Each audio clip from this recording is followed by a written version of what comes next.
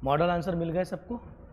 देखिए अपना जो टेस्ट डिस्कशन है इसमें प्राचीन, मध्यकालीन और कुछ प्रश्न हमने विश्व इतिहास के भी डाल रखे थे। सही है। आप देखिएगा मॉडल आंसर आज का आपको हमने तुरंत दे दिया है, और इस मॉडल आंसर में 3 नंबर के प्रश्नों पर थोड़ी बातचीत कर लें। जल्दी से लिखना कैसे है, और जैसे कि पहला क्वेश्चन लोथल था, यदि आप उसका एक चित्र बगल में बनाते हो तो 1 नंबर मिलेगा। और बाद में जो लोथल के बारे में 1 2 3 लिखोगे तो 3 पॉइंट लिख दिया है, तो 2 नंबर आने की अनिवार्यता है। इसका मतलब 3 में 3 अगर लाना है तो क्या करना पड़ेगा, समझ में आ गया। एक जहाँ जहाँ मौका मिले छोटे चित्र बनाकर 1 नंबर अनिवार्यता ला ले। 4 आर्य सत्य थे, चारों के नाम लिखना है, किस धर्म से रिलेटेड है वो लिख दीजिएगा। और उसमें आप देखिए दुख के बाद दुख समुदय है, हमने कोष्टक में अविद्या लिख दिया क्योंकि उसका कारण है। दुख निरोध में निर्वाण होता है वो लिख दिया है, और दुख निरोध के मार्ग में अष्टांगिक मार्ग है। हम केवल उनके नाम लिख देंगे तो नंबर नहीं मिलेंगे पूरे के में पूरे। यदि आप उसके साथ साथ इन चीज़ों को भी इंक्लूड करेंगे तो नंबर पूरे मिल जाएंगे।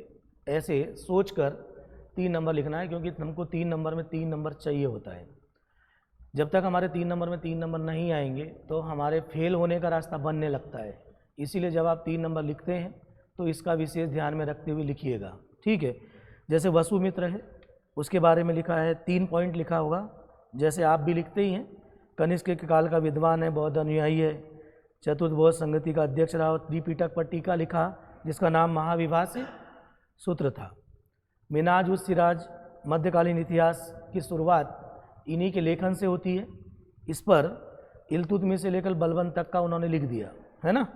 किताबुल हिंद महमूद गजनवी का है, इसको पैराग्राफ में भी लिख सकते हो, पॉइंटों में भी लिख सकते हो, ठीक है। किताबुल हिंद लिखने वाला व्यक्ति अलबरूनी है ना, और उसमें उस पॉइंट को अनिवार्यता लाना है जो सबसे अंत में लिखा है, वो है भारतीय मानसून के बारे में लिखा है ना। वो पॉइंट अगर छूट जाएगा तो 1 नंबर कट जाएगा। बाकी अन्य चीज़ें तो सामान्य होती है, उसको आप लिख ही लेते हो। आते हैं जुंटा गुट, है ना। ये जहांगीर के काल का गुट था, और इसमें 4 लोग शामिल थे। अगर चारों में से एक का नाम भी अगर इधर उधर हो गया तो 1 नंबर कटेगा, इसको ध्यान में रखिए। बाकी बातें तो ठीक है। इस जुंटा गुट को बहुत सारा प्रभावशाली है ऐसा अंग्रेज यात्री सर टॉमस रो ने, जो जेम्स द्वितीय का राजदूत बनकर भारत आया था, उसने कहा था इस पर, ठीक है। चलो, एलोरा का कैलाश मंदिर है। मंदिर लिखना हो तो इस टाइप से लिख सकते हैं, जैसा कि निर्माण किसने किया है ना, शैली क्या है, पहाड़ों को काटकर गुफा मंदिर किसको समर्पित है आदि। इस टाइप से 3 नंबर के लिए 3 पॉइंट हमारे पास होते हैं।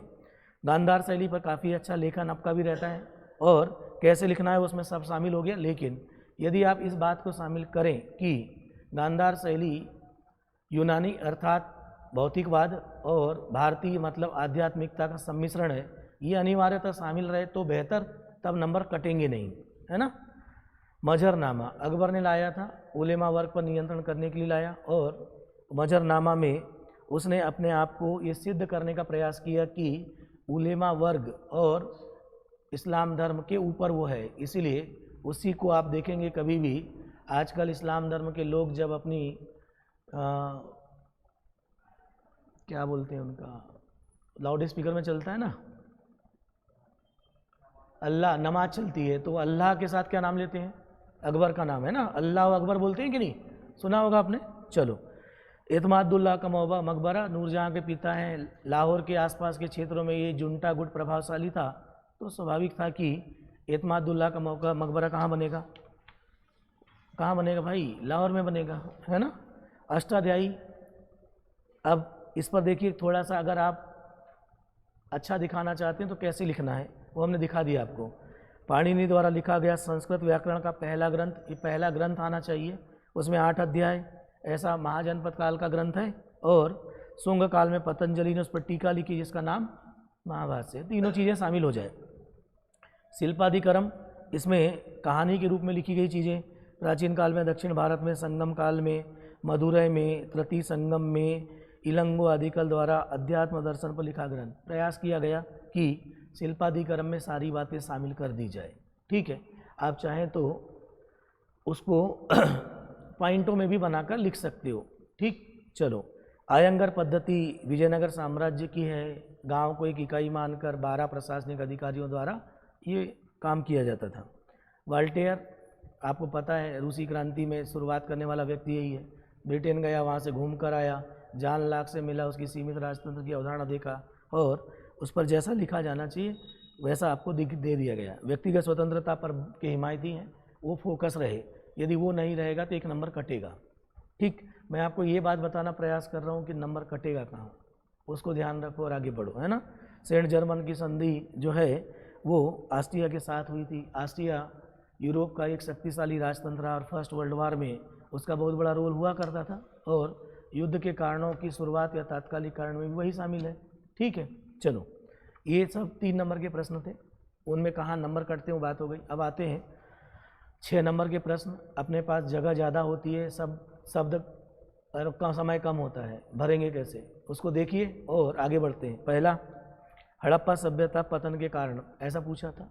3 पार्ट हैं जहाँ 3 नंबर तो रहते हैं। पहला ये चित्र, उस चित्र में हड़प्पा सभ्यता में हमने सिंधु नदी पर मोहनजोदाड़ो, रावी पर हड़प्पा दिखाया है और रूपण और कालीमंगा उसके नीचे दिखा दिया। उसके जस्ट नीचे थार का मरुस्थल है और मोहनजोदाड़ो के बगल में ईरान का मरुस्थल है। इस चित्र के माध्यम से 1 नंबर आया। हड़प्पा सभ्यता का परिचय आप ठीक ठाक लिखेंगे तो 1 नंबर उस पर रहेगा।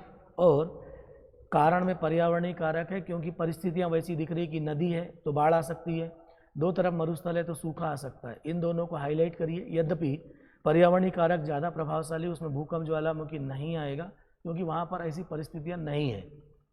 बाद में निष्कर्ष आप अच्छा लिख दीजिए कि कोई एक कारक की भूमिका न होकर के सभी कारकों की भूमिका होगी। इस डिस्कशन का मुद्दा ये है कि आप प्रेजेंटेशन कहाँ करेंगे। चित्र 1 नंबर पे था, परिचय 1 नंबर पर था, बीच की बॉडी अच्छी लिखेंगे तो 1 नंबर आएगा और लास्ट में निष्कर्ष पर 1 नंबर। ऐसे सोच करके मॉडल आंसर को देखिए और पढ़िएगा। ठीक है, अगला महाजनपद काल धार्मिक विविधता के लिए था। एक पूरा पैराग्राफ महाजनपद काल में क्या हुआ और कैसे धार्मिक विविधता आई इस पूरे पैराग्राफ में थी। ठीक है, तो उसके बाद हमने एक सारणी बना कर दिया और सारणी के बाद एक निष्कर्ष है। धार्मिक विविधता दिखनी चाहिए। यहाँ पर ब्राह्मण, जैन, बौद्ध, चारवाक और उपनिषद का चिंतन है, इसका मतलब विविधता वैसे दिखाई पड़ रही है।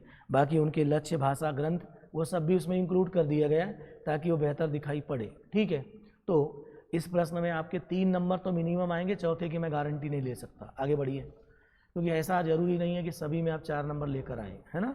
उत्तर वैदिक काल की सामाजिक दशा है। फिर से उत्तर वैदिक काल के लिए आपको एक मैप बना कर दिया गया। उसके बाद उत्तर वैदिक काल का परिचय है, उसमें बहुत सारे धर्म ग्रंथों को भी लिखा गया है, लेकिन सामाजिक दशा में पॉइंट्स परिवार, विवाह, समाज, महिला की स्थिति और शूद्रों की स्थिति है। ये सबसे खराब स्थिति रहती है, इसमें सारे पॉइंट्स में लिखा है।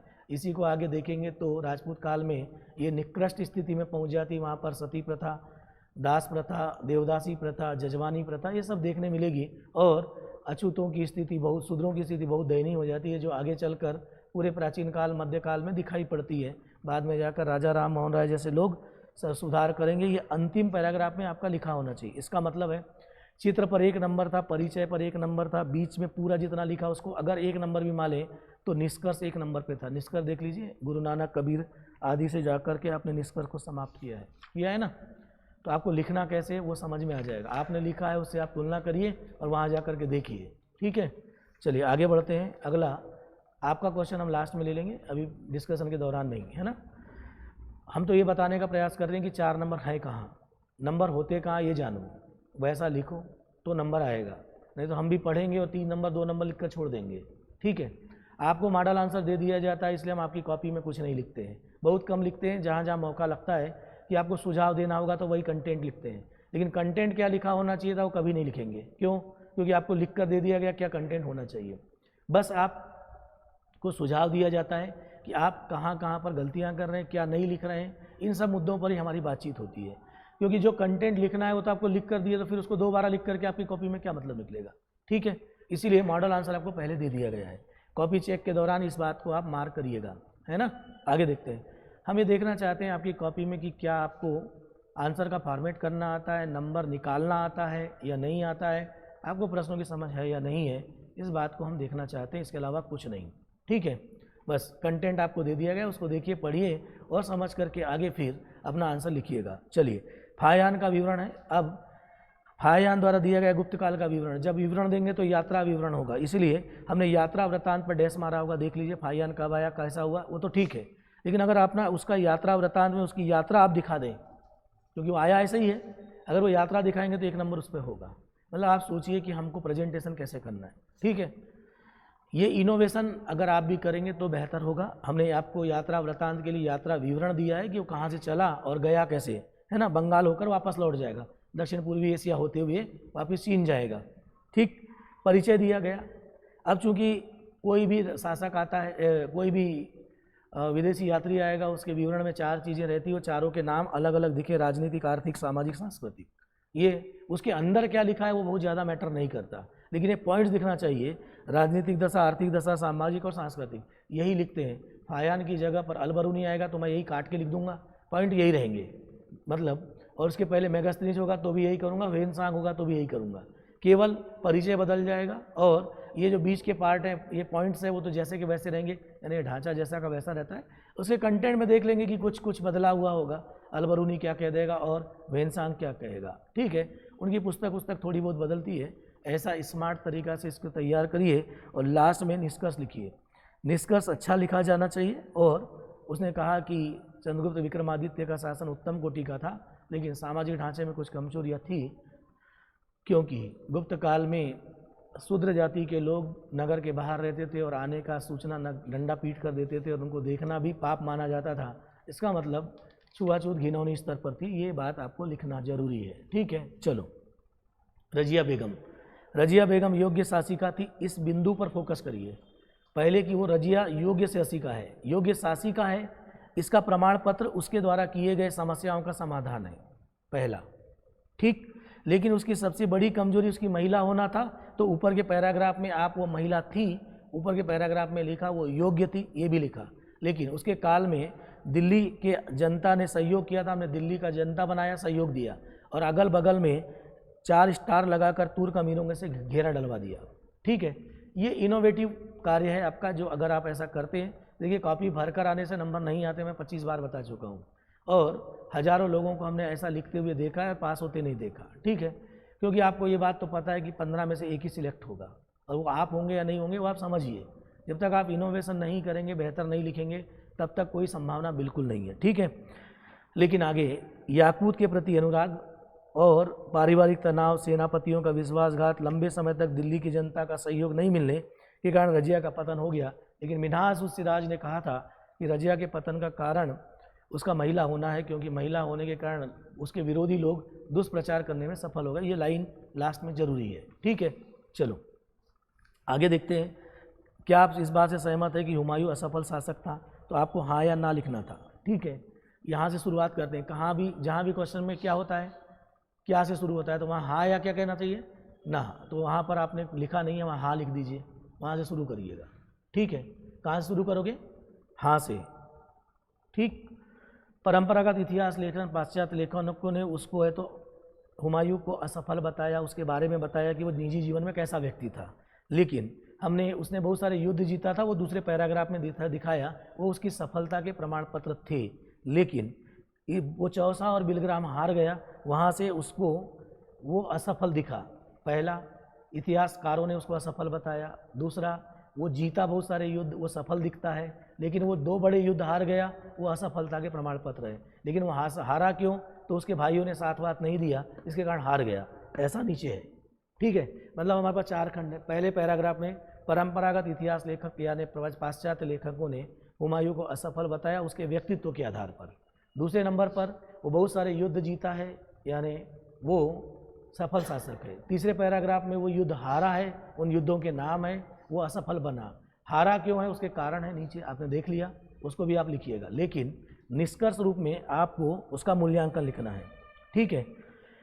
लेकिन लेन पुल का जो कथन है उसके साथ उसकी चारित्रिक दुर्बलता दिखती है, और उसकी बहुत सारी जो कमजोरियां रही है, वो ज़्यादा विलासितापूर्ण हो गया, दूरदर्शी नहीं था, इन सब चीज़ों के कारण वो असफल शासक के रूप में ही दिखा। और यहाँ एक स्टेटमेंट आप लिख सकते थे लास्ट में कि वो जीवन भर लड़खड़ाते हुए भागता रहा और लड़खड़ा कर ही मर गया, ऐसा भी वो उसकी असफलता का प्रमाण पत्र है।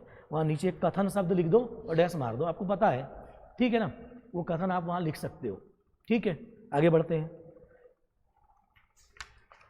प्रश्न, विजयनगर साम्राज्य की सांस्कृतिक उपलब्धि है ना। तो पहला काम हमारा होता है कि विजयनगर साम्राज्य का परिचय दें।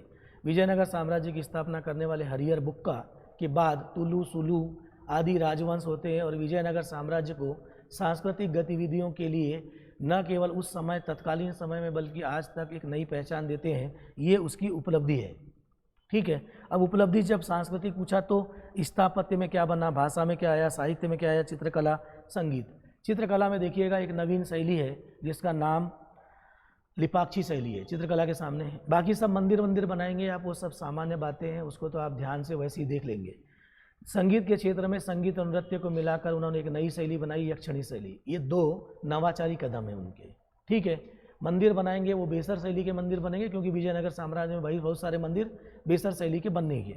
निष्कर्ष, नवीन शैलियों का विकास के साथ साथ हिंदू धर्म के सांस्कृतिक प्रतीकों को विकसित करके बल पर बल दिया, जो आज तक भारत की क्या है, अमूल्य धरोहर है। क्या हम्पी के जो मंदिर होंगे वो विश्व विरासत स्थल में शामिल हो जाएंगे। वहाँ विश्व विरासत स्थल को शामिल करके भी आंसर लिखा जा सकता है। ठीक है, चलो, जहांगीर का काल चित्रकला का स्वर्ण युग था ऐसा बताना है। पहले जैसी चित्रकला की बात जहांगीर की आए तो एक चित्र बगल में बनाएं, ये बनाने की आदत डालें। ठीक है, इस चित्र पर 1 नंबर था। ओके, उसके बाद जहांगीर की चित्रकला में विशेष रुचि है क्योंकि राज्य का स्थायित्व अकबर के द्वारा मिला है। विलासितापूर्ण जीवन जीने वाला व्यक्ति है और जिसके पास विलासिता होती है तो वो स्वाभाविक रूप से चित्रकला के प्रति जाएगा। या नूरजहाँ भी चित्रकला के क्षेत्र में रुचि रखती थी तो जहांगीर का और हो गया।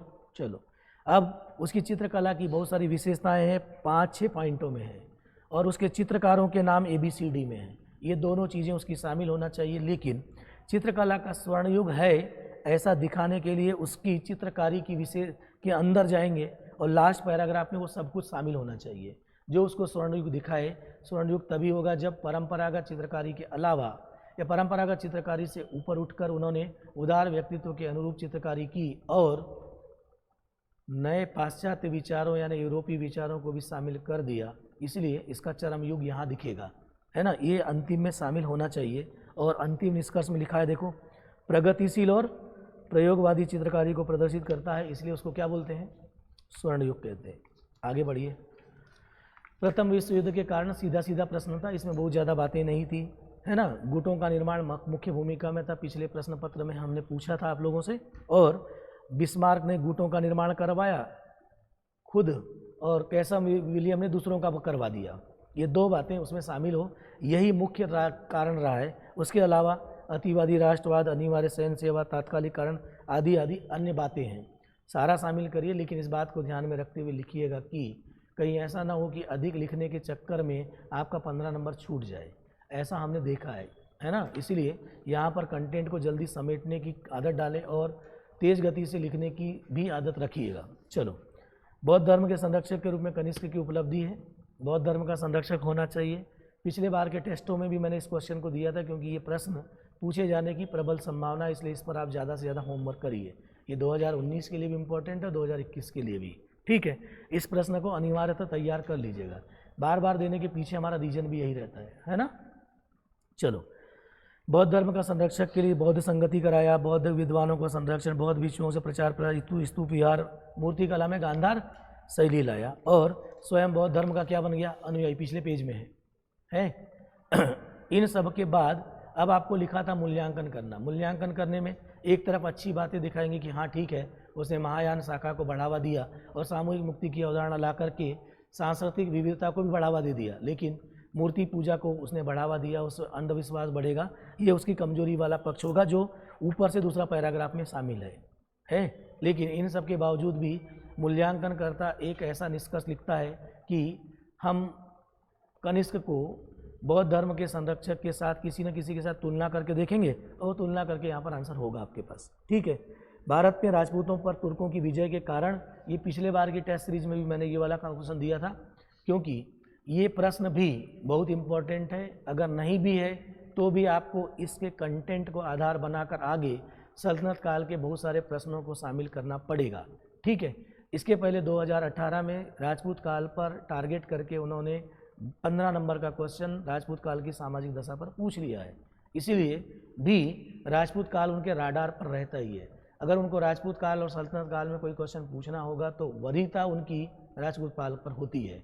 क्योंकि 2018 में राजपूत काल का सामाजिक दशा पर क्वेश्चन आ चुका है, इसीलिए अब इस प्रश्न पर के आने की संभावना रहेगी, या तो फिर अल बरूनी का विवरण आएगा। ये 2 ही 3 प्रश्न है उस पर, है ना। देखिए, इस राजपूतों पर विजय का कारण वाले पार्ट में आप देखिए यहाँ पर सारणी के रूप में आंसर लिख कर दिया गया। इससे फ़ायदा ये होगा कि आपको के आंसर में एक नवाचार रहेगा और जांचक को ढूंढने की आवश्यकता नहीं है, इसलिए आप भी इस प्रकार के होमवर्क करिए। पूरे पार्ट संकेतक 9 लिखे हैं, तुर्कों की विजय के कारण एक तरफ हैं और दूसरे राजपूतों की कमजोरियाँ हैं। उसमें सब कंटेंट को बहुत कम शब्दों में समेट कर दिया गया है, ऐसी डिमांड भी है। दूसरा, राजपूत तुर्क के लिए एक चित्र बनाया गया, तुर्क किधर से आएंगे, है ना। उसमें कौन कौन आएगा, गजनी गौरी और गजनवी गौरी और बाबर, ये सब तुर्क लोग हैं जो भारत में आए और अपना साम्राज्य स्थापित किया है। ठीक है, चलो अगले पैराग्राफ में उसका प्रभाव भी पूछा था। प्रभाव सकारात्मक और नकारात्मक दोनों एक सारणी बनाकर फिर से दिया गया है। प्रयास करिए, इतिहास लिख रहे हो तो नवाचार करके सारणी बनाइए, चित्र बनाइए, जहाँ जहाँ मौका मिलता है थोड़ा इनोवेटिव करिए। ठीक, कुछ इनोवेशन आपके पास में होगा, जैसे कि षटकोण बनाना, या आप स्टार बनाकर लिखते हैं, या कुछ ऐसे पॉइंट्सों को लिखते हैं, जो भी हो, लेकिन एक ही प्रकार की चीज़ें बनाने की बजाय प्रश्न की डिमांड के अकॉर्डिंग बनाइएगा। हो सकता है कि प्रश्न डिमांड बिल्कुल नहीं करता है षटकोण बनाने का, तो आप बिल्कुल ज़बरदस्ती में मत बनाइए, है ना। यदि कौटिल्य की 60 गुण विदेश नीति पूछा जाता है, तब तो वहाँ जेन्यून है कि वो पूछा है और वो उसमें षटकोण बनाएं आप, अन्यथा फिर अनावश्यक रूप से भी ज़्यादा बनाने की कोशिश मत करिए, नहीं तो वो अच्छा नहीं लगता है। ठीक है, 1 2 3 नवाचार करने के लिए जरूरी है अलग अलग प्रकार से बनाएं, एक ही प्रकार का कंटेंट शामिल न करें। ठीक है, समुद्रगुप्त को भारत का नेपोलियन कहना कितना तर्कसंगत, ये बहुत सारा दिखा है आपका, है ना। उसकी सभी सारी नीतियां हैं उसमें, अखिल भारतीय साम्राज्य बनाता है। ठीक, और पहले पैराग्राफ में उसका परिचय है, दूसरे नंबर पर उसकी पूरी नीतियाँ हैं। उन नीतियों में 1 2 3 4 5 6 7 6 तक है।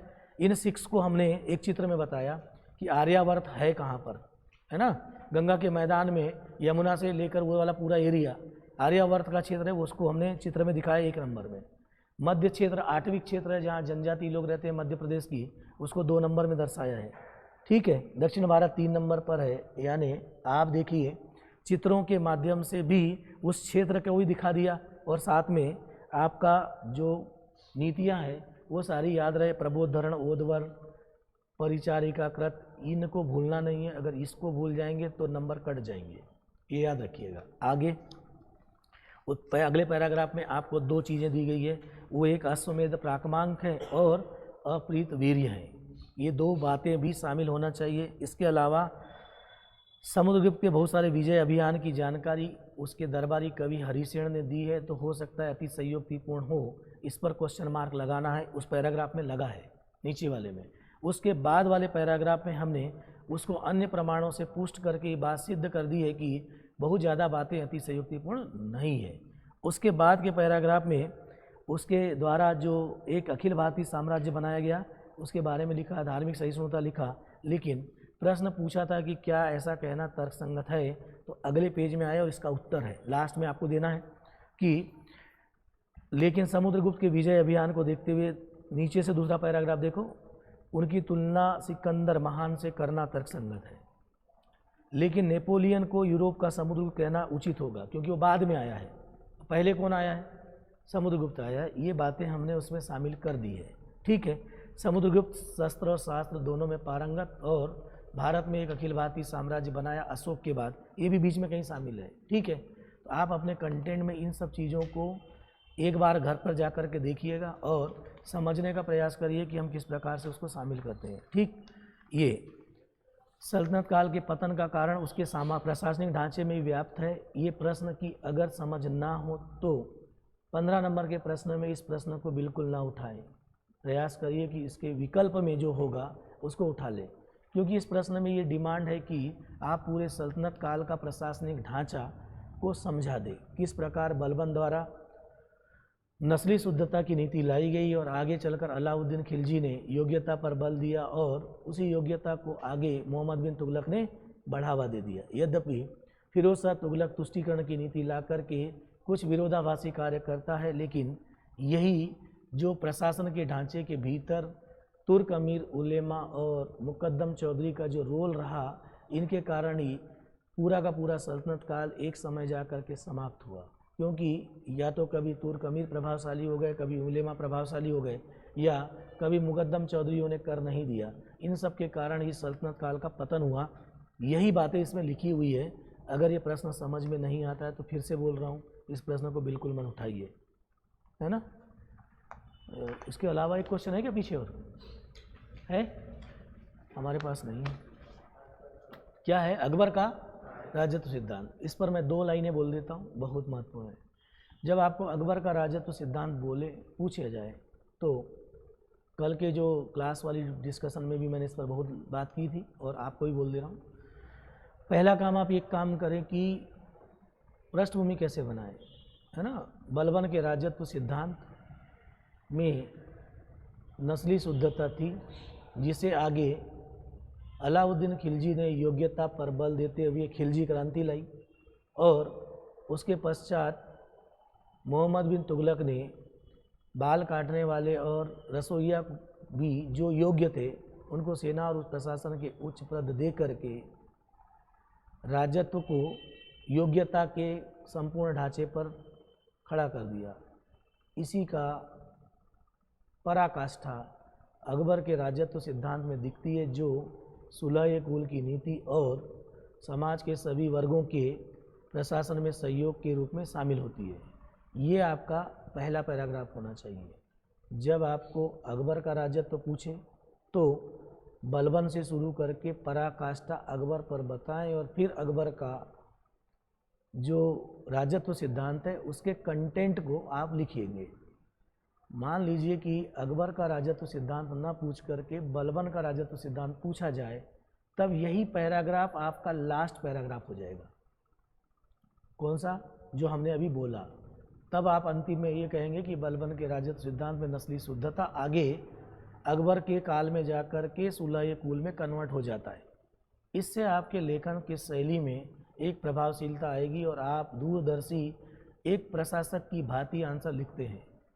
आपके आंसर में वो लोग एक प्रशासक को ढूंढते हैं। क्या आपके पास कूटनीति है, क्या आपके पास दूरदर्शिता है या नहीं है, इस बात को आपकी कॉपी में खोजने का प्रयास करते हैं।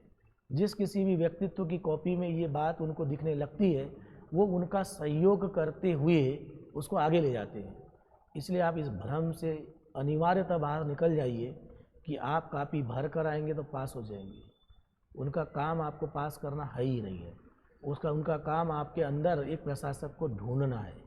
यदि आप प्रशासक बनकर के अपने आंसर को लिखेंगे तो सबसे ज़्यादा नंबर आएंगे। आप देखिएगा, आप साल भर तैयारी करते हैं, उसके बावजूद भी आप फेल होते हैं। और कई सारे लोग नायब तहसीलदार या जनपद सीओ बनने के बाद उनको साल भर पढ़ने का बिल्कुल मौका नहीं मिलता है और वो केवल 15 दिन तैयारी करते हैं और हर बार पास भी होते हैं और अच्छी रैंक भी लाते हैं। क्यों? क्योंकि उनका लिखने का जो एटीट्यूड होता है वो पूरी तरह से प्रशासक के रूप में होता है। ये प्रमाण है कि आपकी कॉपी के भीतर प्रशासक ढूंढा जाता है, न कि आप कॉपी भर के आ जाएंगे और आप पास हो जाएंगे। इस बात को विशेष ध्यान में रखते हुए आप अपने आंसर को लिखिए। ये कई सारे इतिहास जो आपका जो पीएससी का इतिहास है, जो पिछले लोग सिलेक्ट हुए हैं, उनको देखते हुए मैं बोल रहा हूँ, ऐसे नहीं बोल रहा हूँ। ठीक है, तो अब आप अगले प्रश्न पत्र से इस बात का प्रयास करें कि एक दूरदर्शी कूटनीतिक सोच के साथ बहुत सारा समाज के लोगों के लिए लोक कल्याणकारी दृष्टिकोण दिखाते हुए, नवाचारी कदम उठाते हुए, कई सारे विविधीकरण करते हुए अपने आंसर को लिखिए और अपने लक्ष्य तक पहुंचिए। नहीं पहुंचेंगे तो समस्याएं आ ही जाएगी। ठीक है, तो अगली बार हम आपसे अपेक्षा करेंगे कि आप इस प्रकार के बदलावों को करते हुए अपने आंसर को लिखें, ताकि एक न केवल आपका सिलेक्शन रुकी बल्कि आप में प्रशासक का एटीट्यूड या दृष्टिकोण पहले से ही विकसित हो जाए। नमस्कार।